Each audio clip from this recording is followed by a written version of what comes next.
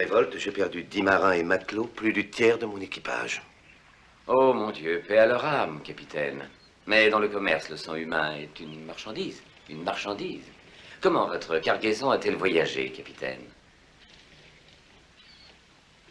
3000 défenses d'éléphants ont survécu au voyage, monsieur.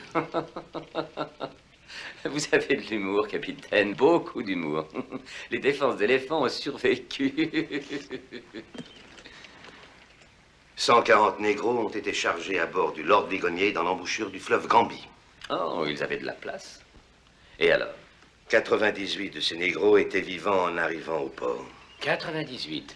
Moins d'un tiers de pertes. J'ai vu des bateaux d'esclaves arriver au port avec moins de la moitié des survivants et en tirer tout de même un grand profit. Mes félicitations, capitaine. Quand pourra-t-on les décharger? Nous déchargeons tout de suite votre vaisseau sur le quai. Je voudrais que vous me procuriez assez vite du soufre en poudre pour le brûler dans la cale. Il me tarde de revoir mon bateau propre, monsieur. Oh, mais c'est tout naturel. Après, vous emmènerez du tabac à Londres. Et de Londres?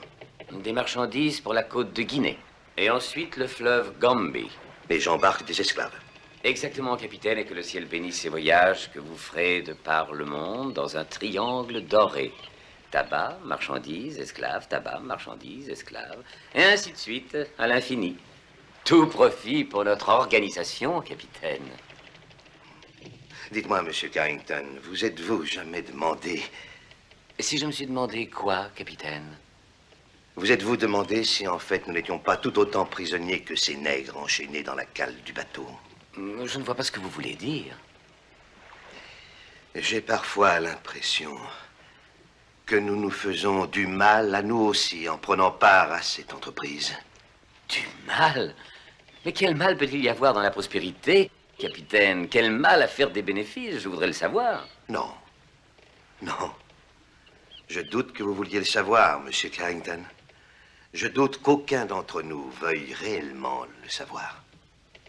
Voudriez-vous assister à la vente aux enchères, capitaine? Je parierais que vous n'avez jamais rien vu de pareil. Non, je suis persuadé que vous avez raison, monsieur Carrington. Et je n'ai aucune envie d'assister à ce genre de choses, ni maintenant, ni jamais.